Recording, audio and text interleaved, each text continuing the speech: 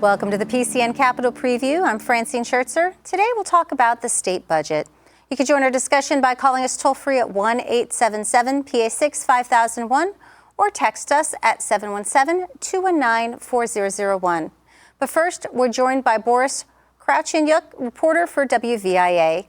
You recently wrote about the Senate Republican plan to cut personal income taxes. What's involved in the plan that the Senate passed last month? Well, they want to cut the income tax from 3.07% where it's been since the Rendell administration back to 2.8% where it was before Rendell. And they want to cut the gross receipts tax on electricity. The problem with it is that they have not said exactly what spending they'll cut. They're just going to cut this, and they claim that there's efficiencies they can find in the budget, but we haven't heard any great detail here other than targeting welfare fraud and things like that. Now, as you just mentioned, reducing this tax would obviously reduce the revenue that's coming into the state. Is there any anticipation that this would come directly from the rainy day fund surplus, or is there really an expectation that other programs may be cut? No, they didn't say that. The rainy day fund is not on the table for them. That's the idea, is to use that when you really need it. No, this is a straight tax cut, and the problem here is it's not accompanied by obvious spending cuts. There's some things that they're saying they can find, but they haven't been specific about it yet. So I think it's part of the budget negotiations. The Shapiro administration isn't ruling out doing something on taxes, but they are also asking for a lot more money for school districts, and that will make things interesting as well. And we're about less than a week out from the budget deadline. It ought to be an interesting week. Is there any history of the state previously reducing the personal income tax? None. It started back in the early 70s, and it's only gone up since then. There have been discussions about raising it to lower school property taxes lately. None of those panned out. Those are actually pushed by a Republican senator named Dave Argel. Everybody knows him well in Harrisburg. He was actually at this hearing the other day pushing the House Republican, the tax cut that the Republicans have put forth. You had mentioned that Governor Shapiro has not specifically ruled out a tax cut of some sort. Has he weighed in more specifically on whether he would support this particular proposal? No. All he said is it's nice that the Republicans are recognizing the need to invest in Pennsylvania, whatever that means. We have not heard anything further from the administration. And, with 6 days to go before the budget, it would be nice to hear something from both sides on more details. Viewers may be mindful of the fact that this is an election year for all members of the state House as well as half of the state Senate. Can you talk a little bit about bipartisan support? This bill has already passed through the Senate. Can you talk about R's and D's that both voted for this, as well as any expectations of whether Democrats in the House might be willing to vote for this if it were to come up for a vote? Well, the Republicans think that if it came up for a vote, it would pass. The difficulty is, what do you do then? There were Democrats, 8 Democrats who voted for it when it made it through the Senate, but I haven't talked to any of them, but I'm guessing that a lot of them thought this would never get into law, and were doing it to cover their butts politically. The budget negotiations are what really, will decide what exactly happens. I don't think there's a realistic chance of anything happening on this, but I've been wrong before.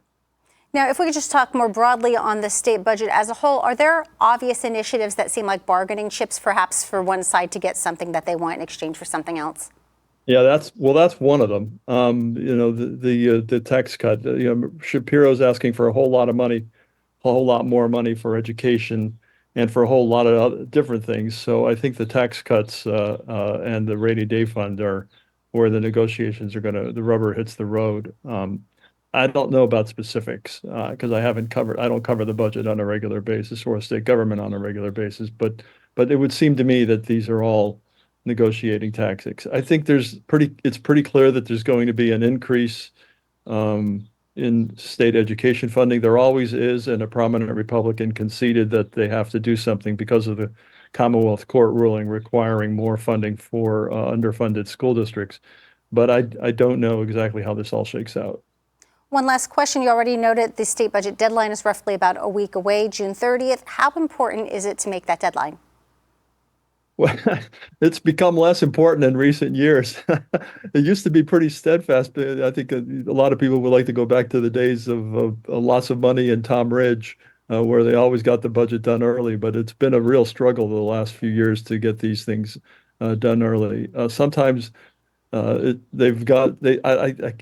personally have not. I don't remember the last time it got in exactly on time, but it's mostly been a few days over to months over the last decade. Borys Krawczeniuk, thank you so much for joining us today. Happy to be here. Thanks. More of the PCN Capitol Preview after this short break. Welcome back. Our guests today are Representatives Jim Struzzi and Arvind Venkat. Gentlemen, thank you both for joining us. Yes, Representative Venkat, we'll start with you. As we near the June 30th budget deadline, what top priorities would you like to see included in this budget?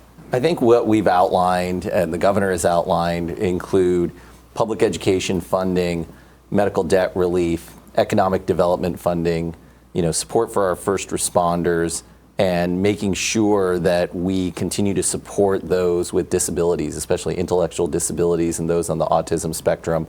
I personally am open to discussions about tax cuts for working families and small businesses in particular. And I think that there's an opportunity to try and come together with our Republican colleagues in the Senate and the House and with the governor to get a budget that moves our Commonwealth forward. Representative Struzzi, what priorities would you like to see in the budget? Thank you for having us here today and for this opportunity. I think that when we're looking at a state budget, the most important thing we have to keep in mind is it going to help working families in Pennsylvania? That has to be our foremost priority. Are we going to make it easier for people when they go to the grocery store to make ends meet? Are they going to be able to pay their bills? And right now we're seeing costs increase across the board. Energy costs, food costs, generally just the cost of living for everyone. And so I think as we look at the budget, we need to make sure that we're prioritizing working families. And I think that starts with lowering those costs, making sure that we aren't adding extra taxes on our energy industry, making sure that we're allowing businesses to grow and to prosper. I think that focusing on economic development is definitely a top priority, making sure that we are making the adjustments to bring businesses back into Pennsylvania, making sure that current businesses can grow. I do support the increase for direct support professionals. I work very closely with our intellectual disabilities community, and I know that it is very challenging for them, as well as home health care workers, nursing homes, and I'm sure that being a doctor, Representative Venkat can appreciate that. I've served on the Human Services Committee since I took office in 2018, and those things I realize are foundational to making it possible for people to get out and work. They need help at home so they can get out at work, and if we don't give them enough in reimbursement funds to be able to provide good wages for those people, they're not going to be in those jobs. So I think that's one of the priorities, but across the board, I think we need to put working families first. Representative Venkat, one of the things that you had mentioned was wanting to reduce taxes. What specific taxes would you like to see reduced? So I have discussed for a number of months that we need to look at net operating loss deductions for small businesses. I believe that can be coupled with a gradual increase in the minimum wage as a way to both help workers and help small businesses with the costs with this. I'm intrigued by the proposal from the Senate regarding electricity bills and seeing if there's an opportunity there. I'm more skeptical of a broad-based personal income tax cut. I think with our uniformity clause in the Constitution that it doesn't have the equitable approach, and we have an obligation constitutionally to invest in the public education system at this time. And every time that we are not talking about how do we meet our constitutional obligation for a thorough and efficient public education system for our Commonwealth and for the kids in our Commonwealth, that's something that is taking our focus off the ball. And so I think those are areas where I think we can find common ground, and there are areas where I think we may be philosophically having differences. Let's narrow in on some of the specifics because sure. there's a broad array of issues that you discussed. First of all, the Senate last month passed a personal income tax reduction bill. I'll give you an opportunity to talk about it first, and then I'll pass this off to Sure. You know, I certainly understand the appeal. I mean, on its surface, I think a personal income tax cut, you know, who doesn't want their tax cuts? But we do have a surging need in our Commonwealth to deal with the public education funding gap. And to say, the estimate I read this morning was it would cost $614 million in 1 year. The estimated gap over 7 years related to public education funding is over $6 billion. And so, you know, my question to my Senate Republican colleagues would be, how do you reconcile this? How do you reconcile the absolute need, now court mandated, to meet the obligations on public education funding versus, you know, when we're going to see a loss of revenue to the state with a personal income tax cut of this degree? I also think that because we have a flat tax here in Pennsylvania, that a personal income tax cut disproportionately helps those who are very, very well off. And when my colleague and I are talking about, and I think we agree that we need to support working families, I think we're talking about the middle class, we're talking about the working class, and there are more targeted tax cuts that we can take than a broad-based personal income tax cut. Representative Struzzi, what do you think about that personal income tax reduction plan? Well, I think, first of all, the education funding and the personal income tax are two different things. The mindset, I believe, in reducing the personal income tax is if we do have this surplus that everyone has been talking about, that some want to spend, others believe that we should keep it in the rainy day fund and in our reserves, which did take us, you know, when I first took office, there was hardly anything in the rainy day fund. And through frugal budgeting and making sure that we put money aside, it got us to this point where we are now. And people have to remember that those funds are there so that when we do see a downturn in revenue for the state, we can continue to keep government functioning. And so it's important, I think, that we keep that in mind, that those reserves are there for a reason.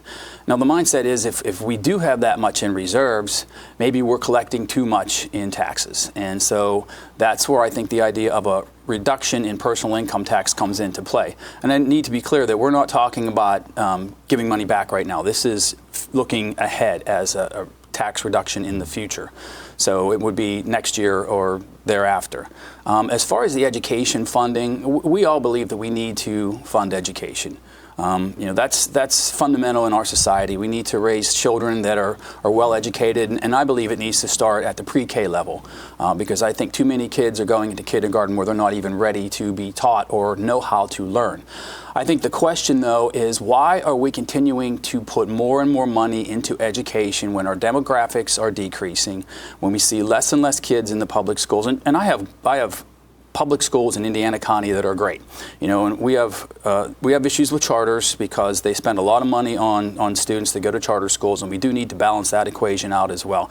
But I think we need to look at why are we continuing to put billions of dollars, and we have had historical, not just this year that's proposed, we've had historical increases in education funding over the past 5 years. So we need to look at why are the costs of education continuing to increase at a time when our demographics are decreasing. Is there a broad or defined sentiment among the Republican caucuses regarding spending down some or all of the rainy day fund? I think it depends. I don't think anyone wants to see us spend it down to the level that the governor has proposed. But I do think in the budget there are things that we do need to fund. Now, there's a lot of new programs that the governor has introduced that I don't think are quite needed when we have a lot of existing programs that could be utilized and better funded that serve the same purposes. I serve on the Appropriations Committee, so we went through those 3 weeks of hearings, and a lot of the new programs, when we questioned the department secretaries, they had no idea.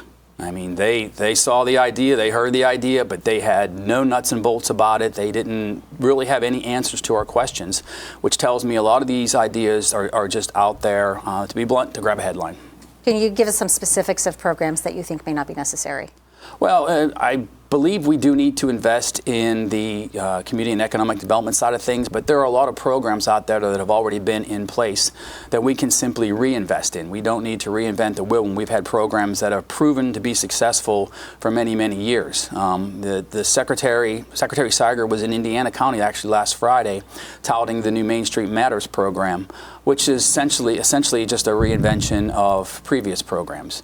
Now, do we need to put more money in those programs to see them be successful again? I think that's something that we need to discuss. I'd like to circle back, Representative Venkat, on the education. You had referred to the Commonwealth Court decision calling for more funding. How do you think that will manifest in this budget? I think what we have put forward in the House is actually a bipartisan way to move forward. We both recognize that there are specific gaps in funding for under-resourced school districts and to bring them up to the level of where school districts are that are proficient. I represent 3 very proficient school districts, and the benefits for those school districts is both in the increase in the state funding as well as the cyber charter school reform. And I'm heartened to hear my colleague, Representative Struzzi, speak about the need for charter reform. And I think it goes hand in hand with his point about how do we build accountability into this funding mechanism. I think the legislation that we passed, House Bill 2370 out of the House, did a very good job in specifying what that funding could be used for to make sure it's getting back to classroom instruction and the needs of the kids in Pennsylvania. So I would very much like to see that type of approach, is a math, data-driven approach to say what is the gap in funding. It recognizes, where I think there is bipartisan consensus now, that we need significant cyber charter reform. And it recognizes that this needs to be a long-term investment. It can't all happen in 1 year. It needs to happen over multiple years. So I think for those reasons, I think the approach that we've already taken in the House is a good one moving forward. Is money the sole solution, or are there other policies or accountabilities that you'd like to see accompany that? Absolutely, money is not the sole solution. I think money and funding in public education is necessary, but not sufficient for meeting our constitutional obligation on thorough and efficient public education for all students. So I think accountability on funding, making sure it's getting to classroom instruction. I agree with my colleague, early childhood education is an area that absolutely needs to be invested in. It pays off in health and welfare and educational attainment over many, many years. And I think that type of accountability is also needed in our other educational programs. When we're talking about the Educational Improvement Tax Credit, or we're talking about OSTC, I know my caucus, the House Democratic Caucus, has advocated for more accountability standards when it comes to those programs. So I think this accountability needs to be there globally, and certainly with cyber charter. Representative Struzzi? Well, I agree. I think transparency is key at all levels of education, including higher education, which is, again, another one of those things that we're going to get into here in the next couple of days, hopefully not a couple of weeks. But how do we fund higher education? The governor has put forth some different proposals. And again, we had some lengthy discussions about those proposals during the budget hearings, because a lot of the community colleges, the state system of higher education, a lot of this was news to them when this stuff was revealed. And then you start to ask, well, how are we going to afford, who's going to pay for the $1,000 level tuition cap? All those kind of things come into play. But, back to basic education, I think if you ask your school administrators, you ask your school board members, what can we do to help you save money? And it would be unfunded mandates. A lot of the things we do here in Harrisburg, we don't think about the consequences of those actions when it's actually played out in real life. And a lot of the things we place on school districts to do, they have to find a way to pay for. So a lot of times they're doing things, and this also applies in the human services realm as well, and I've heard this countlessly. Too much government red tape, too much government oversight. Now, you do need, to Representative Venkat's point, you need accountability at all levels. Anytime there's, public funds being used, because those are taxpayer dollars. We have to always be cognizant of that. But oftentimes, we're bogging people down with, 40, 50% of their time spent filling out paperwork when they could be in the classroom teaching, or they could be out helping someone with a substance abuse disorder or a mental health issue. But they're filling out paperwork in an office somewhere because government has required just basically too much red tape. The Pittsburgh Post-Gazette yesterday published an article about the debate over whether or not school building infrastructure should be repaired or replaced. Is funding for that type of repair or replacement something that your caucus has discussed? Yeah, absolutely. And I think it's something that you have to take into I think in an individual situation, looking at a specific school district, is your student population, do you need that many buildings? You know, can you downsize? Can you, replace an old building with maybe replace 2 old buildings with a new one? You know, you have to look at each individual school district. What are their funds? What are their demographics? You know, is their student population increasing or decreasing? All of those factors have to be considered, because a lot of times what I've discovered is, people get attached to school district buildings. You know, you went there for an elementary, a student or what have you, or, and you're attached to that building, but is it really economically feasible to continue to put money into an older building? So I think we have to look case by case to see where those funds are warranted. Representative Venkat, is the House Democratic Caucus looking at this as well? I think this is a critical need. I mean, when we're looking at school districts across the state, and we saw examples of this as recently as a couple months ago, where schools were having to close because of lack of air conditioning or not being able to have a tolerable environment. The physical learning environment is as important as the instructional environment. And so I definitely support the proposal from the governor for school infrastructure funding. And I actually think personally, we probably are going to need to go beyond that, because when we talk about the building stock for public education facilities in our state, I read a statistic that it averages in the Pittsburgh area, it may average up to 70 years. And so no building was designed with that in mind. And again, this is reinforcing the disparities that we're seeing in public education. When I look just in the Pittsburgh region where I am, Pittsburgh public school facilities are very different than the ones that, for example, I represent in the suburbs of Pittsburgh. And so how we are reconciling that and recognizing our constitutional obligation to every Pennsylvania student means that this is a critical investment. Earlier this spring, the Senate the Senate Education Committee approved the Lifeline Scholarship Program. Can you talk a little bit about your caucus's position on this program? As we saw last year, I think it's very clear that there is not support for this program on a widespread basis within the House Democratic Caucus. And I think this year it is going to be that much harder, because as much as we say, oh, these are different funding streams and the like, the reality, as my colleague has spoken about, is that every dollar we spend in the state budget is a choice. It's a choice between allocation to one priority or another. And the small number of students who may benefit, and I would even question the benefit when we look at the track record in other states with vouchers, versus what can happen when we have a more broad-based investment in public education is very important. The other thing is that we have had in this state for many years the EITC and the OSTC program. Well, those are not exactly analogous to vouchers. They do allow students to go to an educational institution outside of their traditional public school. That plus charter and cyber charter, I don't know that we're lacking in options for students. I think the question is, again, when we are spending hard-earned tax dollars on priorities in state government, are we going to prioritize dollars in a way that benefits the vast majority of students in Pennsylvania? Representative Struzzi, your position on vouchers. Well, I think if you're talking about investing in education, you should be talking about investing in the students. And as I said earlier, I'm blessed to have great public schools in Indiana County, but we're a relatively rural district, and we talk and we communicate. And, a lot of times, though, in other areas, public school isn't right for some families, for some kids, whatever the reason may be. And yet they have no mechanism to get out of that. And I think that we have to give them the opportunity to do what's right for that particular student. And, yes, we need to have school choice. We need to have different options. We do need to invest in public education. But I think for some families and for some students, they need that additional choice.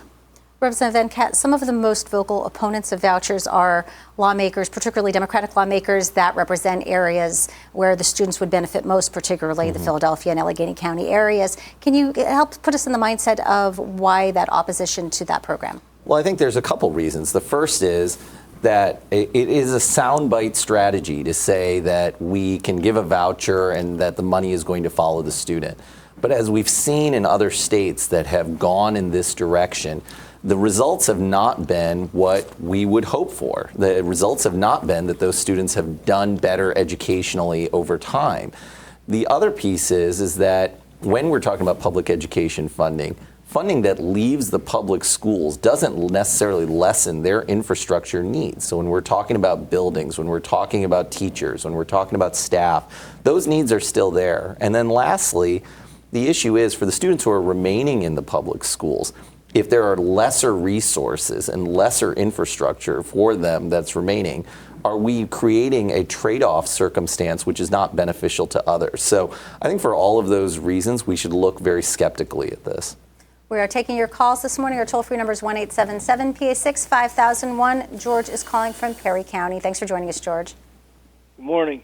I'm wondering if either of these gentlemen, I've asked this question of other folks that have been on your show 2 or 3 times in the past, and I never really got an answer. Matter of fact, the question I asked one time was to the present day Speaker of the House in Pennsylvania when she represented part of the Philadelphia area. Anyway, what happened to the tens of millions of dollars that was allocated for asbestos and lead paint removal remediation in the Philadelphia school districts? Nobody seems to know what happened to that money, because the work that was allocated, this money was allocated to pay for, was never done. Can anybody have shed some light on that, please? I don't know that we would know firsthand. Obviously, Representative Venkat's from Allegheny County. I'm from Indiana County. I'm sure if we had some opportunity to get more details, we could look into that. I'm not even sure if it's state or federal money that we're talking about here. I mean, obviously, you want to have accountability for any tax dollar that's utilized, but I don't know that we would have that information offhand at this point. Yeah, I would agree with my colleague from Indiana County, Representative Struzzi. Being new to the legislature and not representing Philadelphia County, I don't think I can give you a concrete answer on that. Now, before we took that last phone call, we were talking about school vouchers and the Lifeline Scholarship Program. That issue was part of the disagreement that delayed the budget last year. Yes. Have the Republican caucuses in particular regained their trust in the governor as they begin to consider negotiations for this budget?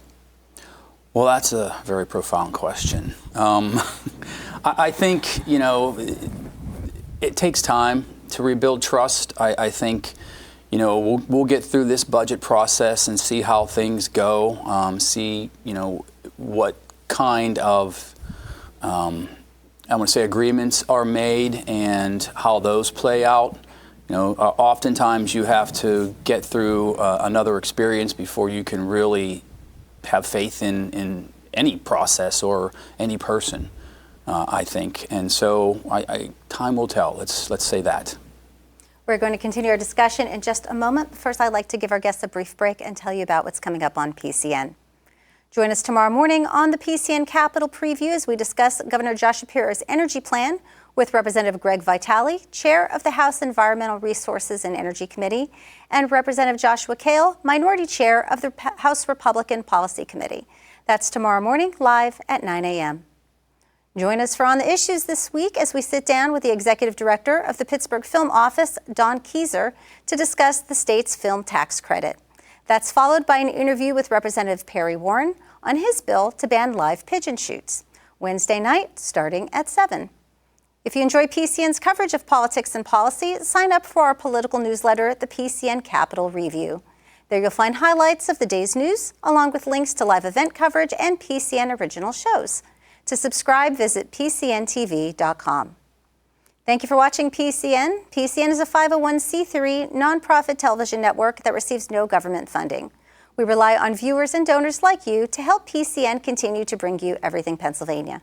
To make a donation, visit PCNTV.com. Let's get back into our discussion of the state budget and the myriad of issues that are tied into it. Representative Venkat, you mentioned one of your priorities would be to see the minimum wage increase. I believe the governor is calling for a $15 an hour minimum wage. Why would you like to see that raised? So I think it's a healthcare issue, to be quite honest. I'm a physician. I'm the only physician in the General Assembly, and we know that economic security is directly correlated with personal health and community health. I frankly think it's an embarrassment that we have been 12 years without a raise in the minimum wage. Surrounding states have done the same to raise their minimum wage without the catastrophic consequences that are sometimes portrayed by those who say, well, you can't possibly do this. I personally think that the proposal that we passed in the State House to raise it towards $10 or $11 and then index it to inflation so that it gradually raises over time is the approach we need to take. And as I said earlier, I think we can couple this with certain business-friendly proposals, such as allowing deductions for the net operating losses, so that we have a win-win for everybody across the board. But I think as a matter of personal and community health, you can't live on the minimum wage we have in this state. And we know that that wage is directly correlated with other wages within the state. And so we need to continue to make this a place that is competitive for workers to live and thrive. Representative Struzzi, your views on a minimum wage increase? Well, I think, first of all, the minimum wage was never meant to be a living wage. It was meant to be a starting wage for young people entering the workforce and motivate them to do something more with their lives. Get an education, advance through whatever industry that you are starting in, and to push yourself to be successful in life. And my other concern, being a former Chamber of Commerce president, is that, you bump it to 15, and what about everybody else's wages then? People who are making $12, $13 now are going to want an increase as well. And not anecdotally, we've heard from small businesses that say, I'm simply going to have to get rid of some employees or pass these costs on to the consumers. And so those are the concerns that I have with it. And I know just having teenagers at home, if they're making $15 an hour right now, they're going to be a little less motivated to go out and get an education or do more to advance themselves in life because they're maybe comfortable at $15 an hour. Being that there are a lot of minimum wages currently paying rates like $14, $15 an hour, does the minimum wage, is it still important to raise the minimum wage? Does that have an impact on things? Yes, and just to back up a little bit, I do think $7.25 is low. And I think if you talk to most businesses, they will agree that some increase is needed. But to 15, I think is just too much. Representative Venkat, how do you decide what the appropriate rate should be? Yeah, I think it's a function of negotiation, but I actually think the most important part is the index to inflation. I think we've seen that the political process is paralyzed when it comes to this issue, and that we can start the process of increasing. And I think, if Representative Struzzi and I were to get together, we would find a number that we could agree on. But I think the indexing to inflation to make sure that this continues to progress gradually over time is the most important thing. Another one of the governor's initiatives was spending an additional $1.5 billion on public transit over the next 5 years. What impact would this have on transit agencies? Yeah, I mean, speaking in Allegheny County in Pittsburgh, this is what's necessary to make sure that our services are sustained, let alone expanded. And I think that it's, sometimes portrayed that this is a Pittsburgh and Philadelphia issue, but public transit is absolutely necessary across the Commonwealth. And it is a significant economic development issue. I was just knocking doors yesterday in my district, and I heard from a small business owner of the struggles of one of his employees to get to the workplace. And there is a minimum public transit infrastructure in my district, in the suburbs of Pittsburgh. The ability to sustain and eventually expand public transportation is a force multiplier when it comes to how do we kind of propel economic development and growth forward, because this is a fundamental barrier to individuals coming into and staying into the workforce. So I hope very much that we fund this priority. Representative Struzzi, how's your caucus reacting to this proposal? Well, I have some concerns with it, and I've voiced those concerns during the budget hearings, specifically with the shift in the sales and use tax to add an additional 1.7%, I think it was, to public transit, and with the vast majority of those funds going to SEPTA and to Allegheny County Transit Authority, or Pittsburgh Transit Authority. For some reason, I can never remember what the acronym is for Pittsburgh, but anyhow. Because I think, first of all, that money is coming from somewhere. Right, so someone else is losing that money, and it's going to these transit agencies. And my other concern is, how did they get to the point where they're so far in the hole that they need that much money to sustain at a time when ridership is actually decreasing in these areas? Now, I understand the importance of public transportation, specifically in the rural areas, because we have Indigo in Indiana County, which is our public transit system, and they do a great job. But in the rural areas, it's very difficult for people. You're not going to get a bus for a couple of people out on a country road, but they still need transportation to get to medical appointments, doctor's appointments, all those sorts of things. And so I do have concerns, but we have to invest in transit. I know that some money will come to our transit authority, but we have to look at that formula as well, because my understanding is that some of that money, even though additional state money could come to them, they have a risk of losing some federal money at the same time. So I do have some concerns with that. I appreciate the importance of transit, but we're talking some big numbers here. And I think, again, just like I mentioned with educational infrastructure, sometimes, we have to look at right sizing. Perhaps not specifically directly tied to the budget, but another transportation-related issue. There are separate bills in the House and Senate right now that propose creating a fee for the owners of electric vehicles. Do you see an area for compromise there? I do. I think there is a great recognition that the gas tax as a mechanism for supporting infrastructure funding is becoming very anachronistic. We all have more fuel-efficient cars, whether it's gasoline, hybrid, and certainly electric. And so we need to look at mechanisms for funding infrastructure. And I think it's just a matter of simple fairness. Electric vehicles are obviously using the infrastructure. The owners of those vehicles should be contributing to the mechanisms for paying for that infrastructure. So the devil is very much in the details, but I certainly support some type of flat fee for electric vehicle owners in order to support infrastructure funding. As someone who works in the medical field, would you see a potential for funding for rural hospitals? I know that has been a concern as well. It is an important area, and that's actually an important part of why I propose the medical debt relief program, because those funds end up in the coffers of healthcare institutions, and as a result, the medical debt that sits on their books are relieved, and obviously the individuals get the relief from that.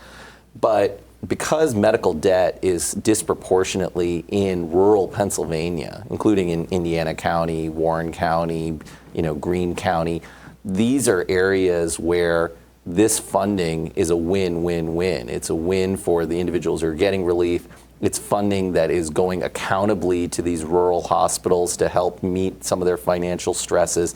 And it's a win for the rest of us because those costs of debt are passed on to the rest of us in our healthcare expenses. And so I do think that this is a priority. It's a bipartisan priority. It's a bicameral priority. And so I hope that we'll be able to move forward.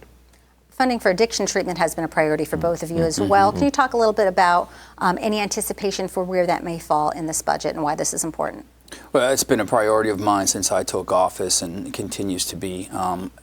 I think that more and more people realize that substance abuse disorders and addiction and overdoses affect everyone. And if you don't know someone in your family or a friend that's suffered from addiction, or you've had the loss, you still have to appreciate the cost on our society. And so that should be a priority. Getting people into recovery should be a priority because, they can be out contributing to society, paying taxes, entering the workforce again, having stronger families because, the parents can take care of the children without needing social services. So investment in those sort of fundamental priorities to give people just a chance at a good quality of life, I think should be important to all of us, and I'm sure that it is.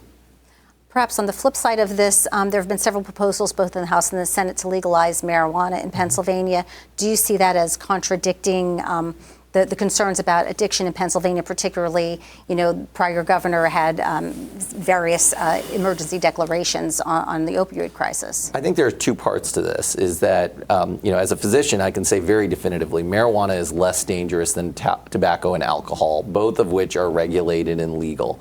I think when we're talking about legalization of marijuana, there are a few things that we need to keep in mind. How are we judging impairment in the workplace or with driving? How are we making sure that marijuana doesn't end up in the hands of underage individuals accidentally or purposefully?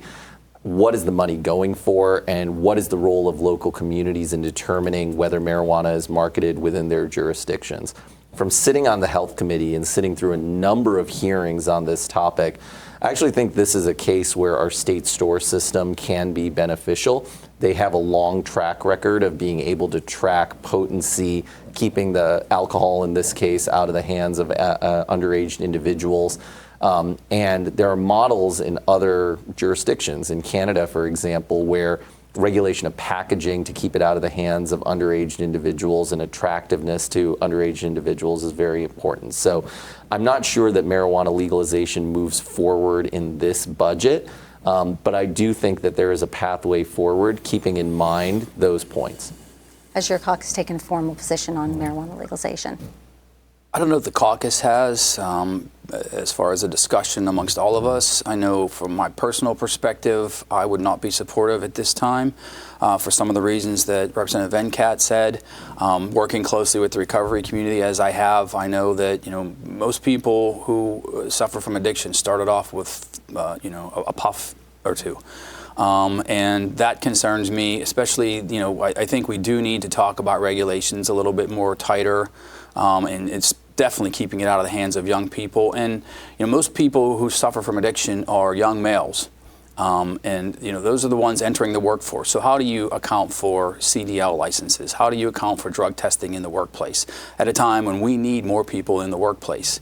So I think there's just so many parameters. It's definitely not a black and white situation. There is a ton of gray area when it comes to legalizing marijuana for recreational uses. And I think that we really have to dig into that before we go down this path of making it legal.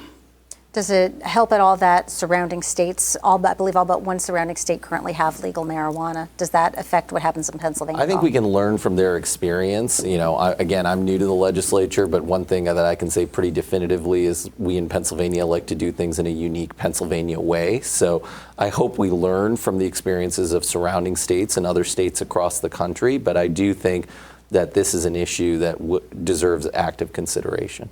Let's shift our focus to another one of the governor's budget proposals. He broached the idea of regulating taxing skills games. Can you talk a little bit about that and how your position on that, if you've taken one? From my perspective, I think we should. I think it's long overdue. They're in our communities. People are using them. It's tax revenue that we could be collecting. So in this situation, I do agree with the governor that we should have some taxation on skill games. Yeah, I would agree. I think that it's with the court decision saying that these cannot be banned, and I know it's going to the state Supreme Court, so that could change, but I think that really, any type of, gambling activity needs state regulation. I think the revenue piece is almost secondary to that. We know that without regulation that the issues that can come up are pretty significant. Representative Struzzi, as someone who serves on the Appropriations Committee, how much of what happens during those several weeks of hearings in the spring affects what happens during final negotiations? Well, I think it helps give us a perspective on how the money will be used, why increases are needed in certain cases. It gives the administration a chance to basically state their case. This is why we want this money. This is what it's for. So I do think that plays a role, especially, when we're trying to figure out line by line how much of an increase to put here, how much to put there. And we'll go back to those notes. We'll go back to those hearings and say, okay, that secretary's explanation made sense. That this is a need that Pennsylvania has that we should be funding. Or, in another case, maybe it's not. Maybe it's just something that, who knows. But it does help us justify those costs. How much input do rank and file members have in what happens with budget negotiations? Again, being new, I think it varies. I was very heartened to see the governor put my medical debt proposal into the budget this year. Obviously, that was something that we pushed as House Democrats last year. It didn't make it across the finish line, but obviously the governor took that as an indication and wanted to move it forward. And so I think that we as rank and file members, in terms of the ideas we propose, recognizing the circumstances in our communities and continuing to express that, do play a role in the budget deliberations. How communicative has the governor been with both of your caucuses? The governor has been in communication with our caucus, obviously because he's a governor of our party, that we try to move forward legislation that's in congruence with his views. And certainly those discussions continue, and we push forward legislation that is for the benefit of the state and we'd like to be in a unified agenda with the governor. Representative Struzzi. Those discussions occur often with the administration. Here we are, 1 week left in June. I'd like to think that there would have been more discussions up to this point, but I am always an optimist. I'm always going to think that we're going to get there and we're going to do good for the people of Pennsylvania. So I am very confident that as this process continues, and hopefully we don't go too long into July, that the governor will work with both parties in the House and Senate to really develop a budget that meets the needs without excessive spending. If we only have roughly about a week until the budget deadline, if you were to get your crystal ball out right now, can you predict areas where you see easier compromise, things that you think will be included in this budget? I think public education funding will be included. I'm optimistic that medical debt relief will be included. I think the economic development piece is one that has bipartisan support. As both Representative Struzzi and I have said, the piece on direct service professionals for those who are intellectually disabled and on the autism spectrum has support. And I do think that there, by necessity in divided government, we will likely see some type of tax cut proposal or dividend proposal that is there for individual taxpayers. Again, the devil's in the details. So you asked me to make a crystal ball. Those are the areas I think where there's consensus. Yeah, I would agree. Economic development, especially because we do need to get Pennsylvania back where it should be as a leader in this country as far as growing businesses, growing jobs, innovating and leading. I think you'll see a lot of support for agriculture, for funding for emergency services, for the state police. Education is going to be a topic of debate, I'm sure, and I know that that's one of the governor's priorities. But I think you'll see some compromise on that. I believe, but again, I think the higher education piece will be a challenge as well, because I'm not sure we're clear on what direction the administration wants to go in at this point in time. I know that the blueprint for higher ed is kind of put on the back burner from what I understand, but we still have to figure out how to fund higher ed going into this budget. And again, here we are with 1 week left in June. How important is that June 30th deadline? Well, I think it's very important. That's why we're here. We're elected to pass a budget by June 30th, and I know people think, well, there really aren't any penalties or anything like that if you don't make it. But as we saw last year, and Representative Venkat can attest to this, after we got it to a certain point, people weren't getting their state funding. Community colleges were taking out loans, and many of them debt that almost put them under. And so at a certain point, people will feel the impacts of us not getting our job done here in Harrisburg. That will have to do it for this morning. Representative Struzzi, Representative Venkat, gentlemen, thank you both for joining us today. Thank you. PCN's Ellen Front spoke earlier with Kayla Whitfield-Bradley, Veterinary Medical Director of the Central PA Humane Society, about PennDOT's spay and neuter awareness license plate. We are joined today by Kayla Whitfield-Bradley, Veterinary Medical Director with the Central PA Humane Society. PennDOT recently approved a license plate that brings awareness to the importance of spaying and neutering pets. Why is this procedure so important?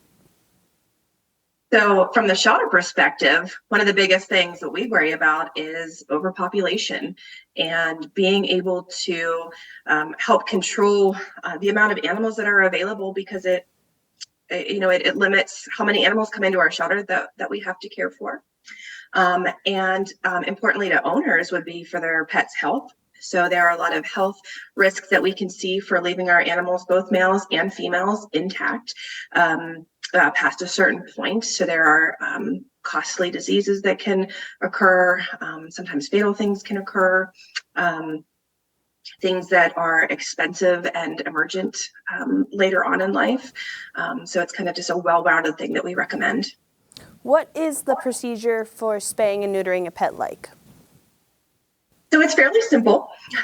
For a male, the procedure takes, a male cat takes about 2 minutes. A male dog takes 5 to 7 minutes or so, give or take. So it's very simple, very small incisions.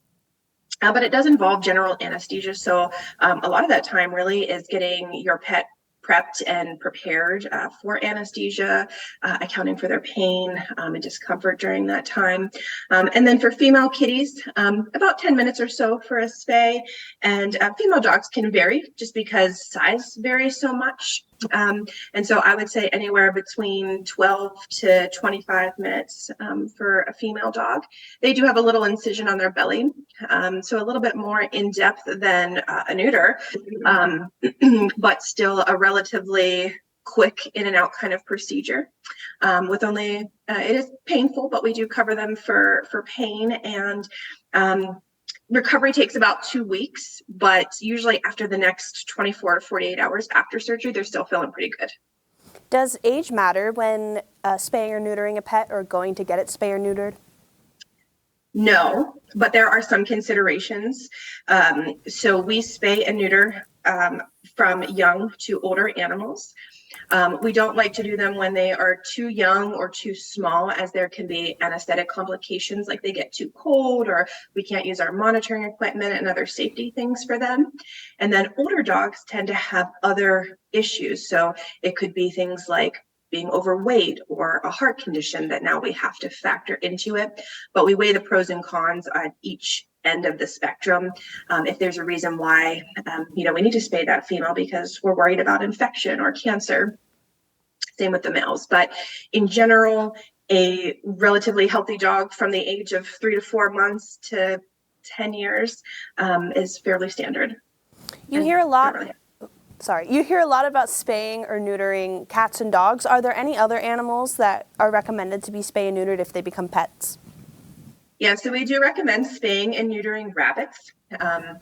Neutering rabbits can help. They have a lot of hormonal issues, and we can see aggression and some weird behavior things with that. And female rabbits are also prone to cancers of the reproductive tract. So we do recommend doing those. And we are known to neuter the occasional rat or guinea pig, just because they need to live in a community with other unaltered females. And then ferrets also need spayed and neutered, but for the most part in the United States, ferrets are typically spayed or neutered prior to purchase. We mentioned earlier that you work with the Central PA Humane Society. Could you talk about some of the work that organization does? Yes, so Central PA Humane Society is here in Altoona, and currently we have, we're one of the biggest shelters here in our area, so we're open intake. We're a no-kill shelter, which means, we're not just euthanizing for space or length. We take in animals from the surrounding community that are hurt and provide care for those animals. We recently opened our wellness clinic back up that we are serving several welfare organizations that help with spaying and neutering, several other rescues that are adopting out pets and rescuing pets. They just don't have a veterinarian on staff. And we're recently opening up to the community to do spay and neuters at a lower cost and running some programs with that. And we're hoping to even expand into some wellness and hopefully some medical services in the next few months. Last question. The spay and neuter issue was brought up to PennDOT and other state government. Are there any other issues that, humane societies or any other issues involving pets that you would love to see get brought up before state government at all? I think the spay and neuter is probably the biggest thing because I think that's what's tough.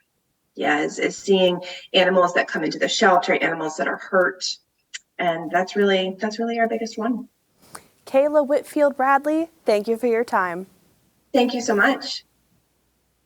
That concludes today's show. The PCN Capitol Preview returns tomorrow as we discuss Governor Shapiro's energy plan with Representative Greg Vitale, Chair of the House Environmental Resources and Energy Committee, and Representative Josh Kale, Minority Chair of the House Republican Policy Committee. That's tomorrow morning, live at 9 o'clock. I'm Francine Schertzer. Thank you for watching.